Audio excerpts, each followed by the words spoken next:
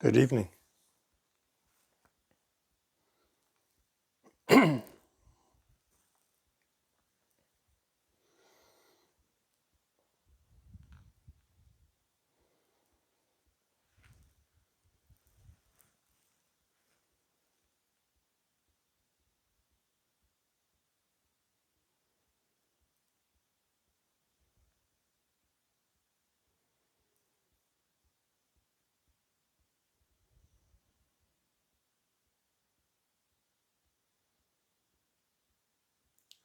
So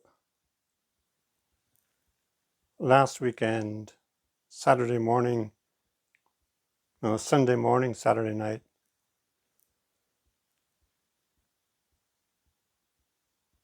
I put my clocks back. Well, most of it happened automatically. And I should ask, can you hear me okay? Yeah, okay. So I put my clocks back and I think most of you did too. If you haven't, then I would suggest that you do, unless you're living in Moscow or California. Greg isn't here right now from California. Their clocks go back weekend coming. And the Russian clocks do not go forward nor backward.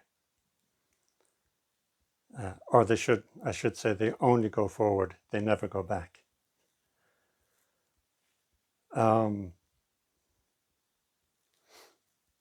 Usually I don't really have any feelings about the clocks going forward or back, except that it's a bit of an inconvenience.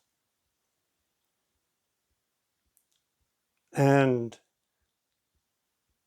because of that inconvenience, I sometimes think it would be good if they just stayed the way they are and keep it on this time. And I think that would be a good thing to do most of the time, but there's not a whole lot of feeling behind it. It would be nice if we didn't have this one step forward, one step back kind of thing going on. Oh. And if I do have a preference, it's usually for the one that we're in as opposed to the one that we're going to. But this time felt a little bit different. This time, turning the clocks back seemed good. Turning the clocks back seemed somehow like the right thing to do, and also seemed to contain in it an element of either mirroring reality or an element of wish fulfillment. Psychologically, it felt like we were taking a step back. And that's why I felt like was mirroring, because in the practice period, which at that stage was a week old, that's what we're doing. We're taking a step back. And so the turning of the clocks back seemed to mirror or reflect or endorse or suggest some kind of agreement with our taking a step back. And it was though we're taking a step back in time, taking a step back to something more basic, more fundamental, closer to reality. And we're taking a step back from the busyness of the world and of our life in it.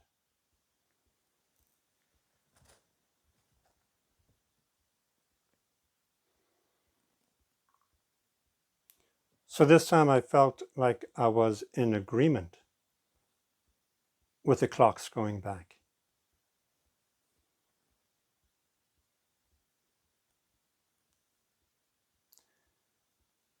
Reminiscent of Dogen saying, take the backward step.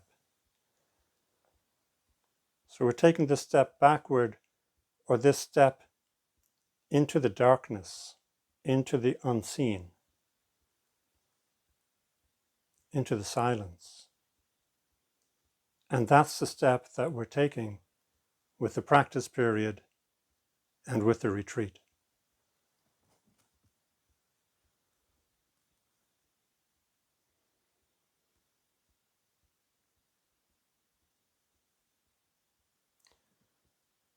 Then yesterday morning, I woke up and I don't know if I woke up remembering or if it was just a very short time after waking up. I started to remember being at Green Gulch, being in my first practice period, and then I realized it was 25 years ago this month. And so I started to recall that experience of being at Green Gulch for a practice period and how deeply fortunate I was to be there. How my arrival there was the culmination of 4 years of practice beforehand, and how my arrival there was the beginning of 20 more years of practice, or 25 more years of practice in Zen. So it seemed like a good topic to reflect on, practice period.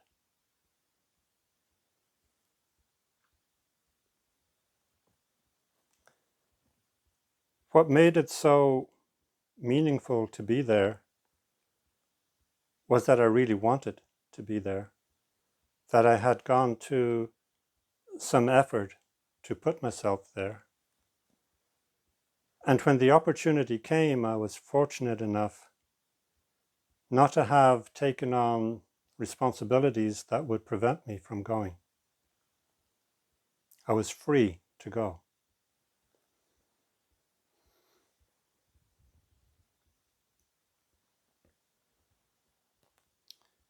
In that practice period, there was a routine, a daily schedule, daily routine, which changed a little bit on various days, but overall was the same.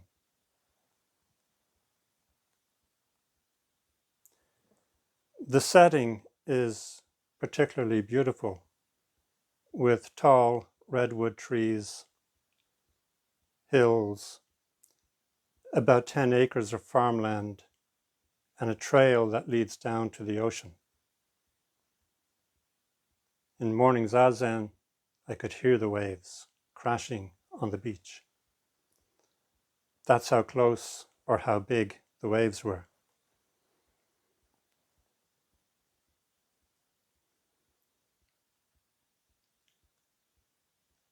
At the beginning of the practice period, there was day after day of sunshine, which in November changed to wind and rain and became quite dramatic weather towards the end of the year.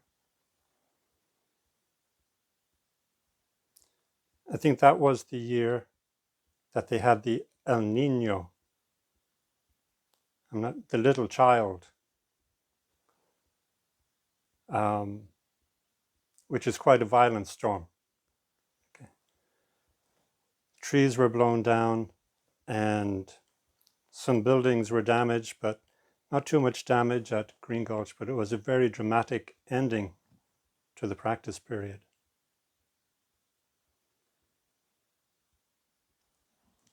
There was the regularity of practice. There was this sense of continuity with the past extending into the future. And it was easy to imagine from time to time what things must have been like when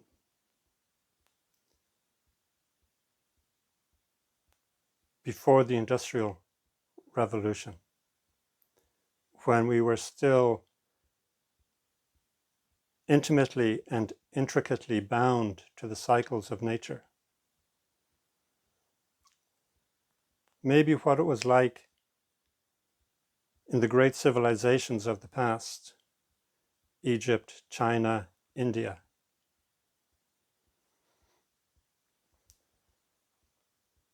A repetition, a routine, a constancy of daily life, making it possible to see yourself as a leaf or a wave in a great ocean of humanity, or a leaf in the great tree of humanity.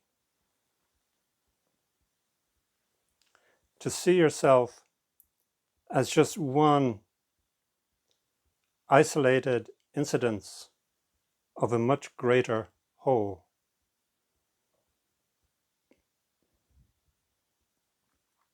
And there is also in that a sense of beginning to touch the eternal, as though an eternal mind or a big mind wasn't exactly around the corner. It was in the space between which you see things. It was here, but you just couldn't see it.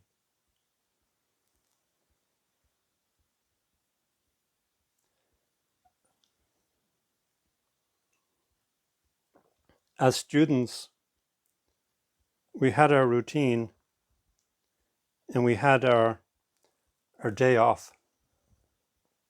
Fridays were our day off. And there was no Zen schedule until, I think, Friday night, Friday evening.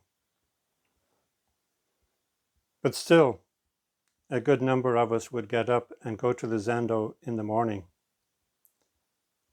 And because there was no scheduled Zazen and no scheduled service, there was nobody scheduled to be Doan or Kokyo or Doshi.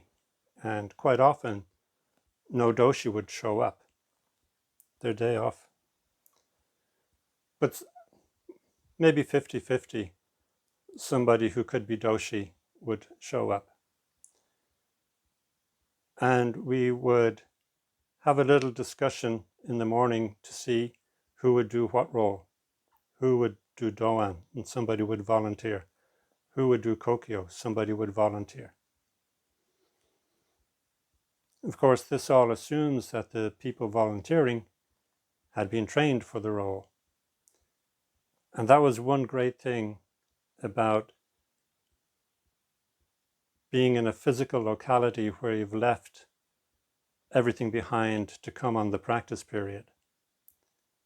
It was easy to get all the practice period students into the same room at the same time. I'm sure we had challenges, and today we have different challenges. Over the years of doing practice periods, or even not doing practice periods, just living at Zen Center, from time to time you meet somebody who has difficulty with hearing, and you're trying to explain something to them, or you're in the same group as them and somebody else is explaining it. Whereas now it seems to be a daily occurrence. It's not so much that people have difficulty with hearing, but our media has difficulty with hearing.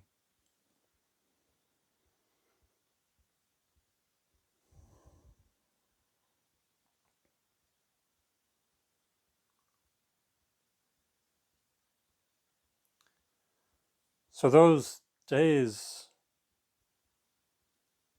were somewhat idyllic. I could say they were special, magical. And what made them so was not so much the beauty of the place. That had something to do with it. But particularly what made them so was the sense that I was living out my deepest desire. I was doing what I most wanted to do. I was at last living the life of a Zen practitioner. I was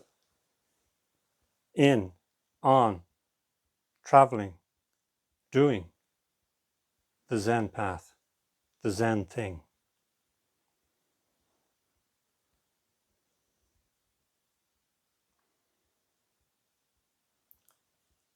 I seem to remember it being Friday nights, but maybe it was Thursday nights. It would make more sense for it to be on Thursday nights.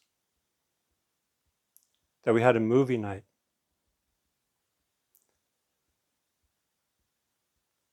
And it was really nice that mostly the people in the practice period, but also some of the residents, that was people who would stay there. They were living there before the practice period started, and they would be living there when the practice period ended. So we called them residents. Some of the residents would come too, to the movie night.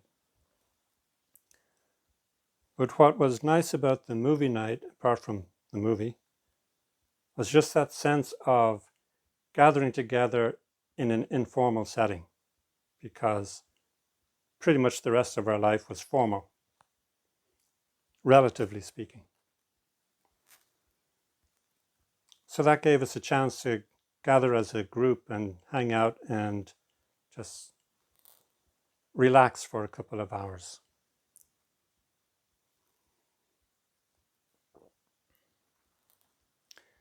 And I wonder if they're still doing that.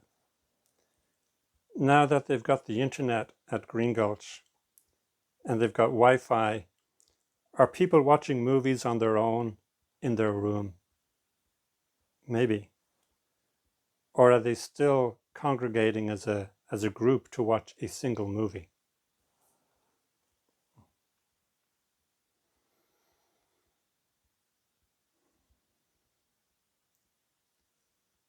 The movies disappeared when I went to Tassajara, and the schedule became somewhat tighter, more formal. The landscape is somewhat more harsh, extremely cold in the winter and extremely hot in the summer. But these days too were idyllic, living out your heart's desire. And maybe for a lot of people, they weren't particularly living out their heart's desire. They just went there to see what it was like.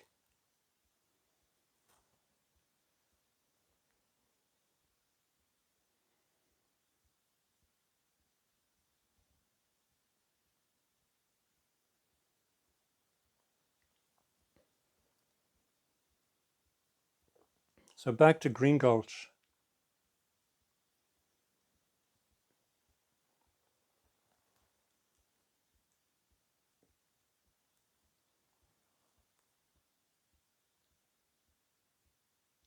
One thing that was keenly felt was how the environment, not just the natural environment, but how the environment created by practitioners over decades, how that environment was supporting my practice and the practice of a whole group of beginners. How that established routine, how that established practice was an excellent supporting container for the newness of beginners.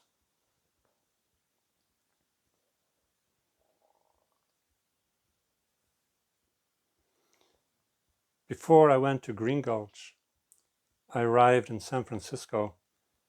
I didn't really know about the Zen Center in San Francisco, which is actually the headquarters also of Green Gulch, the administrative headquarters. I didn't know about that place. I arrived in San Francisco and I stayed with some friends who had recently moved over there. And they had moved over to San Francisco because they wanted to move to San Francisco. I had gone there because I wanted to do Zen practice. So I stayed with them for a week to acclimate and get over jet lag before going to Green Gulch.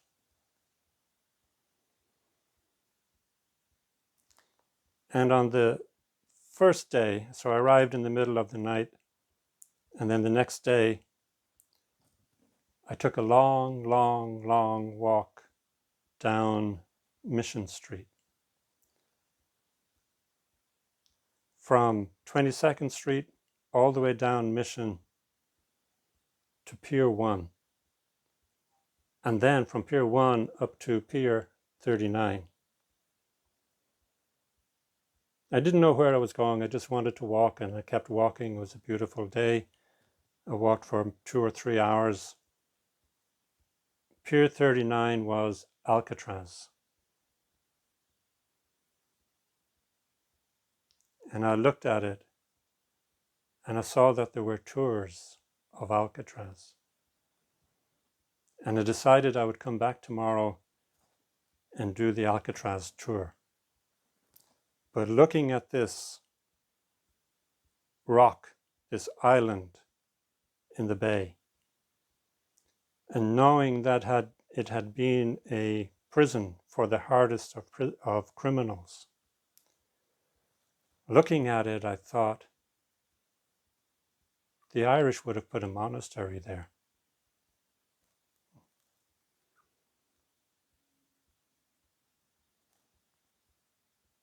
So I came back, and I can't remember if I got the bus back or if I walked back, but the next day I got the bus down and I did the Alcatraz tour.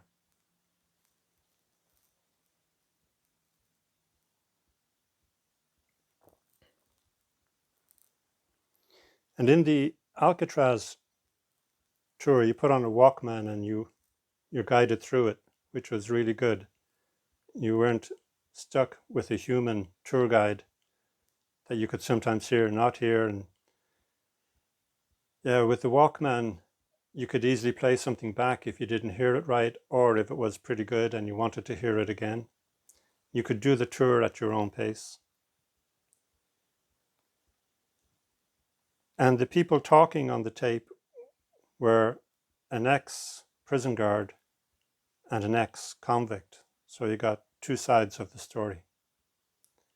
What it was like to be a prison guard and what it was like to be a convict. One of the things that the ex-prisoner said, as you step out into the exercise yard, which you were allowed in for an hour a day, you could look across the water and see the streets of San Francisco. You can actually make out little tiny people, little tiny beings, people, but you can quite readily make out the passage of traffic, the movement of traffic. And he said, looking at them, you felt that they all had somewhere to go and you didn't.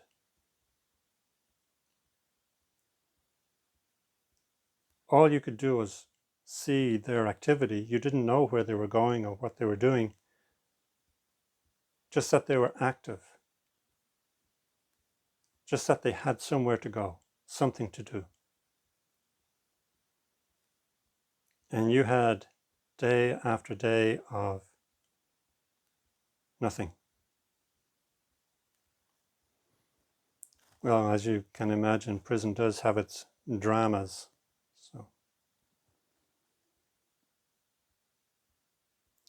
So I'm not sure if it was before this or as a result of this, but I think it was before. I had already had the thought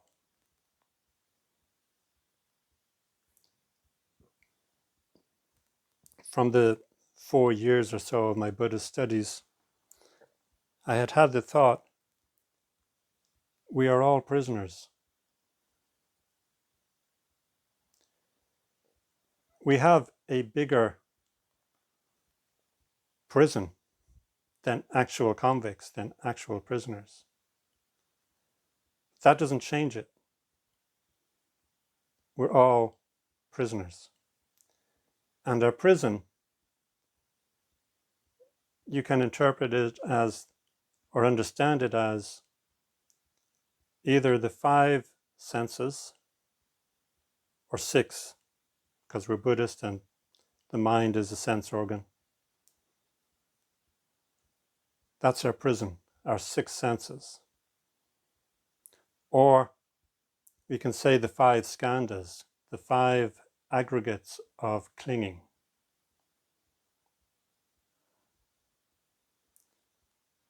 We're all prisoners. But because we have so many toys and so much to distract ourselves with, it's easy to forget that we're prisoners.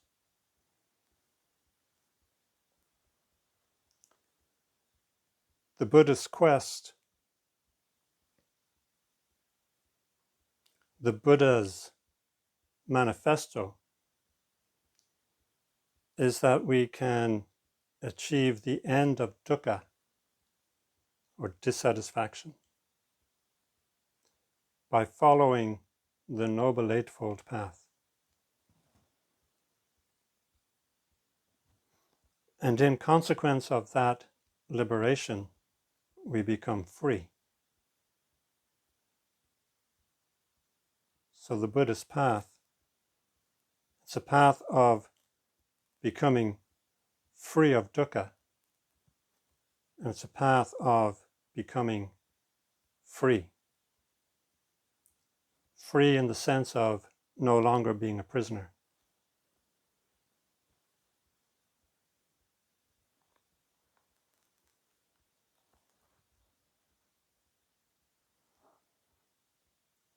So I still find this an interesting thought. We are all prisoners. But the monk or the Zen practitioner, realizing that they are a prisoner, puts themselves, at least temporarily, into a prison called a monastery. Puts themselves into a situation where their choices are confined, reduced, where their quote unquote freedoms are reduced. Does it deliberately in order to more fully understand what it is to be a prisoner. And in understanding that, come to an understanding of how you might be free.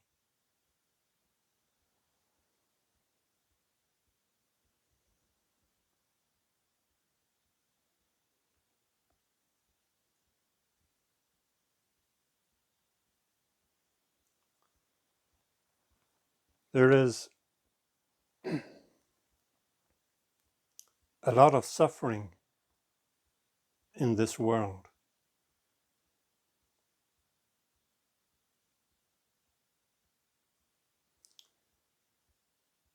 Many of us have seen pictures, images of distressed animals being kept in bad conditions.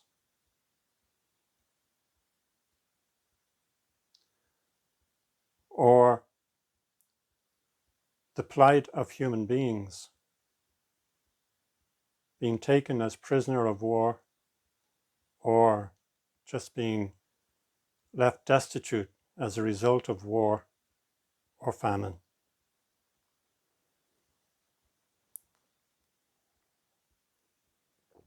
And there is the psychological suffering of healthy people. The people who are in abusive relationships, or people who feel unloved, people who are incredibly lonely and isolated, people who have, even as adults, a deep sense of being abandoned and uncared for.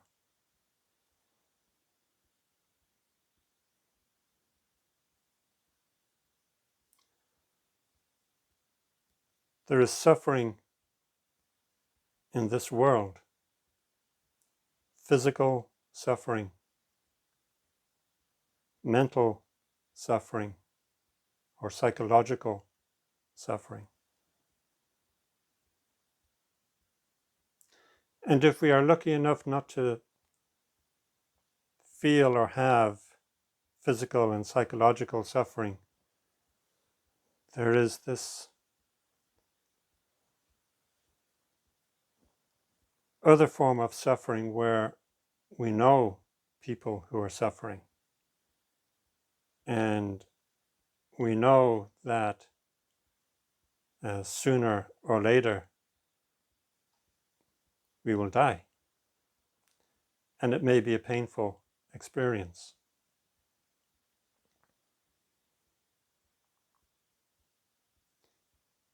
So what is most important? It's worth asking. What is your innermost desire? What is your heart's desire?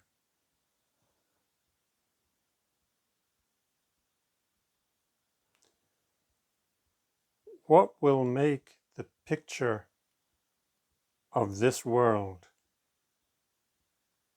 okay?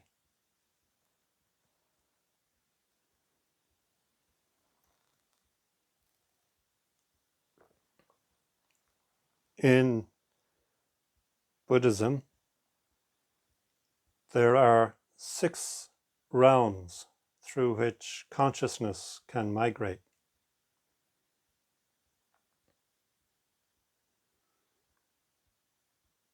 To enumerate them, there is the human realm, which we like to think that we are in. But just because you're human does not necessarily mean that you're in the human realm. You may have a human body, but your consciousness may not be fully there. So there is the human realm, and then there is the animal realm. Okay. These two are pretty straightforward, fairly easy to identify. Humans, animals. We may think that some animals are actually humans. They behave as if they have a certain amount of human consciousness. So again, they're not clearly demarked.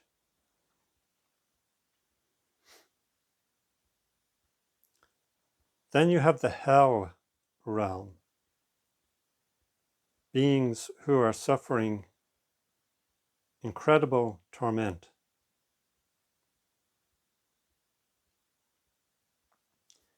And next door to that, you have the hungry ghost realm, who are also beings suffering incredible torment. But their suffering is more of a hunger that can never be satisfied, a craving that can never be satisfied.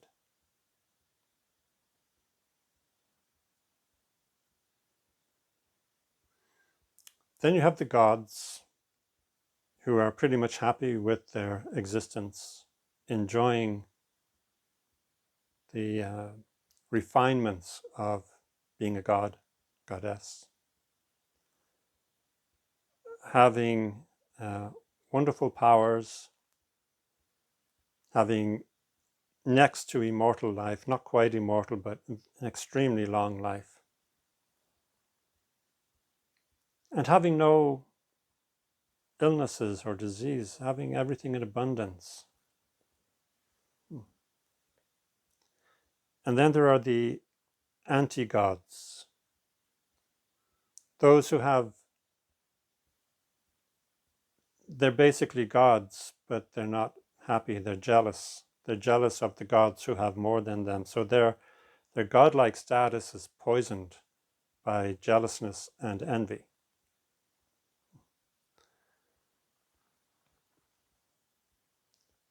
So do these realms really exist?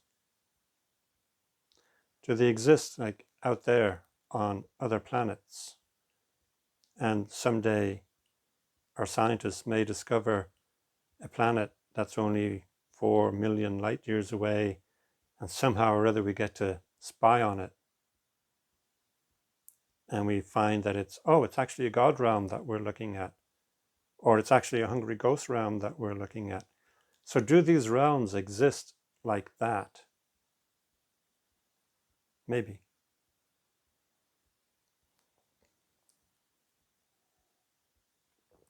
But they don't have to for the story to make sense. Because the story can be how consciousness, our human consciousness, can transform. So we can see that maybe if we experiment with drugs and we become a drug addict, that could begin the journey into consciousness that is more like the hungry ghost realm. That we become gripped with cravings that never go away and that can never be satisfied. And maybe there's a hungry ghost in all of us. So we can see that perhaps experimenting with drugs could lead us into a hungry ghost realm. Or it could lead us into a kind of gangster realm and our life becomes hell, full of threat, anxiety, fear. That sounds kind of like a hell realm. Or our country could end up at war and our life becomes totally disrupted and we become displaced. We become one of the multitudes of displaced people, taking what we can carry with us because we don't have vehicles or fuel to have automated transport. And we're walking with what we can carry to what we hope is a place of safety.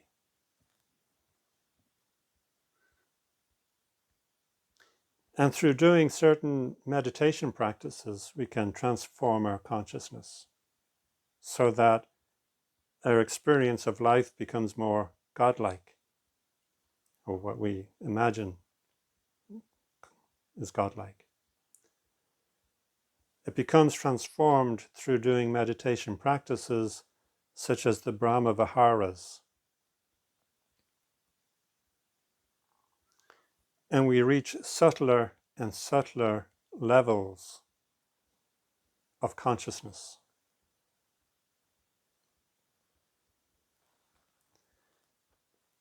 And depending on how susceptible we are to envy and jealousy, if we get into the second jhana or the third jhana, we may ruin it all by being jealous of those who got into the fourth jhana.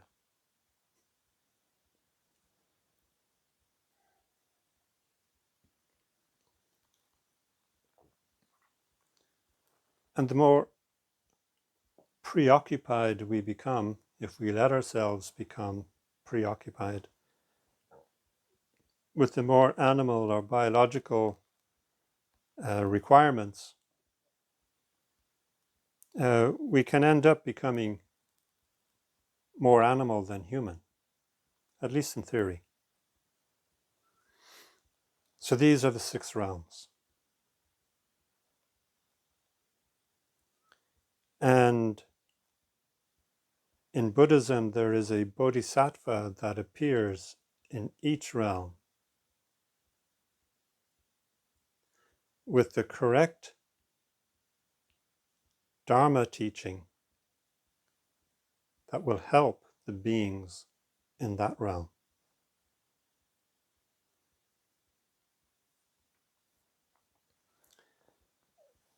This is expressed in ritual form with the Seijiki ceremony.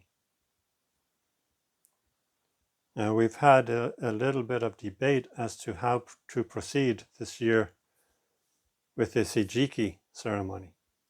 Now, Seijiki means feeding the hungry ghosts. And the idea of feeding the hungry ghosts goes back to the Buddha's day, where one of his chief disciples, if I can pronounce it correctly, Modgalana or Modgalyana, he told the Buddha that he was having visions, maybe nightmares, of his deceased mother wandering through the realms of the hungry ghosts. So the Buddha gave him a meditation practice in which he would make food offerings to her. And that is the beginning of the Seijiki ritual, the feeding of the hungry ghosts.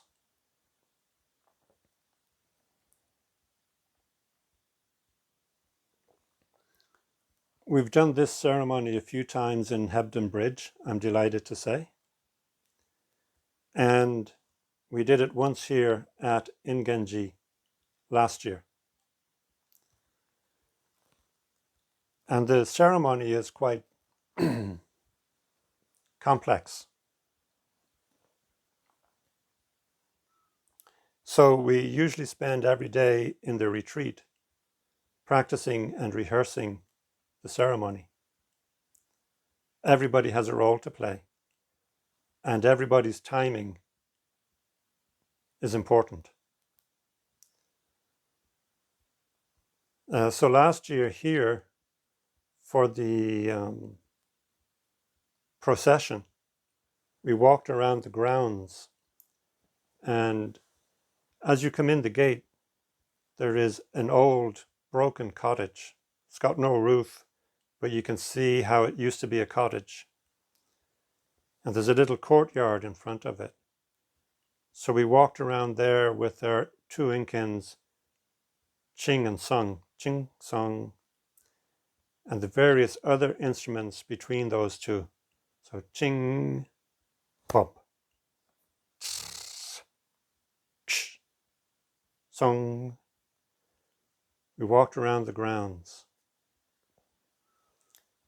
And then you could really feel that those sounds actually felt like the stirrings of spirits and the stirrings of perhaps ghosts, trolls, and you could almost feel them follow the procession into the house and up the stairs into the zendo, where we had laid forth a treat of fruit and candy and low lighting. And then we made great noise, starting very quietly and slowly building it up to bring even more of these creatures in. So we set this ritual up to attract the hungry ghosts, to attract the dissatisfied, insatiable parts of ourselves, to bring them forth. And then, having attracted them with this delightful food, we then give them the Dharma. And ordinarily, these beings are too afraid of the Dharma. They're too afraid of the formality and of the positive energy.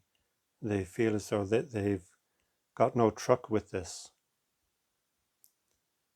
So we create an atmosphere that will attract them, and then we give them the secret teachings of the Dharma, because we know that it's only the Dharma that will really satisfy them and liberate them.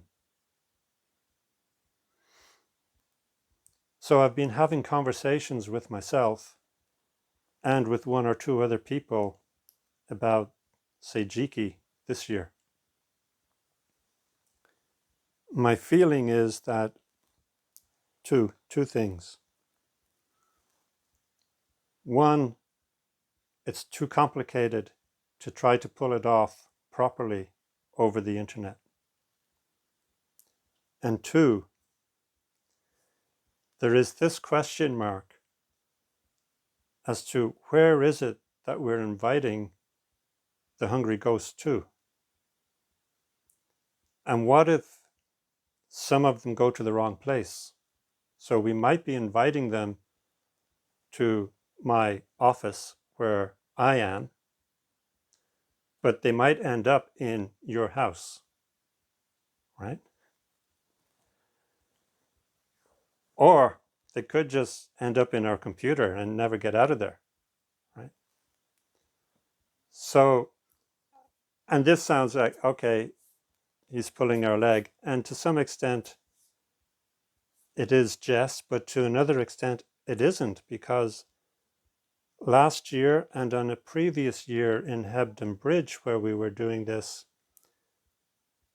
it's as though I could really feel the presence of the hungry ghosts, that we had successfully invited them in and they had dared to come in. Their presence, I don't know whether to say was tangible or almost tangible, but there was that feeling that something had entered the room. That was last year, and that was a few years ago in Hebden Bridge. So I'd be a little bit concerned about leaving somebody disturbed as a result of it, and they not being in the container of a temple.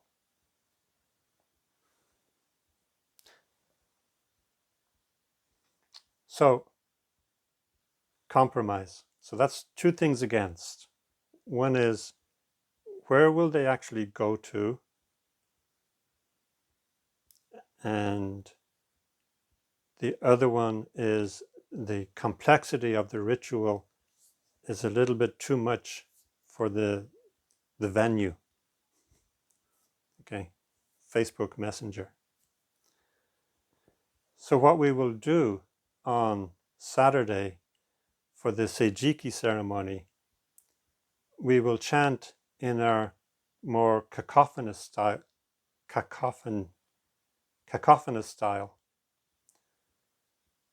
We'll all chant together in disharmony and disunion. We will chant the Gate of Sweet Dew, which expresses the sentiment of the Seijiki ceremony, but without the preliminary inviting and invoking and drawing the hungry ghosts in. Okay, so we will still chant the main chant at the Seijiki ceremony. And then there is this talk which acts as a kind of primer for what the ceremony is and what it is about. I would also like to say that we do this ceremony at Halloween in the Western world, but in Japan, the ceremony is done in May. And we don't do it in May simply because we looked at the ceremony and we thought it actually fits better to do it at Halloween. Now, if there is any spookiness resulting in people psyche or house, whatever, after the ritual, there's another wonderful safety measure that just an hour after the Seijiki ceremony, we will have the full moon Bodhisattva precept ceremony. So it's 2 great ceremonies in one night, 2 for the price of 1. What more can you ask for?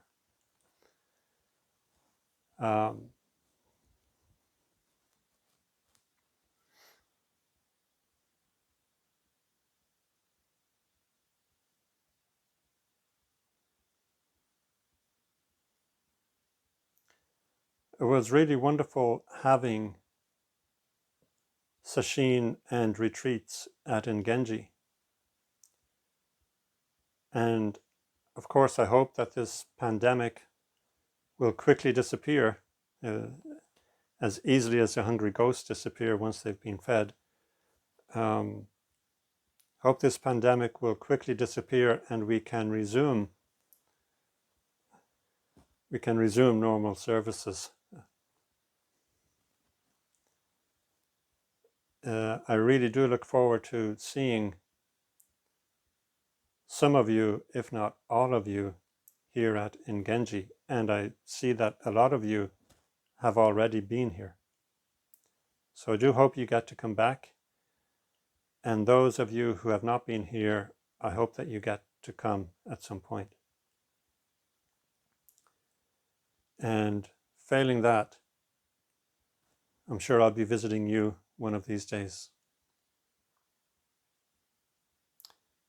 Thank you all very much.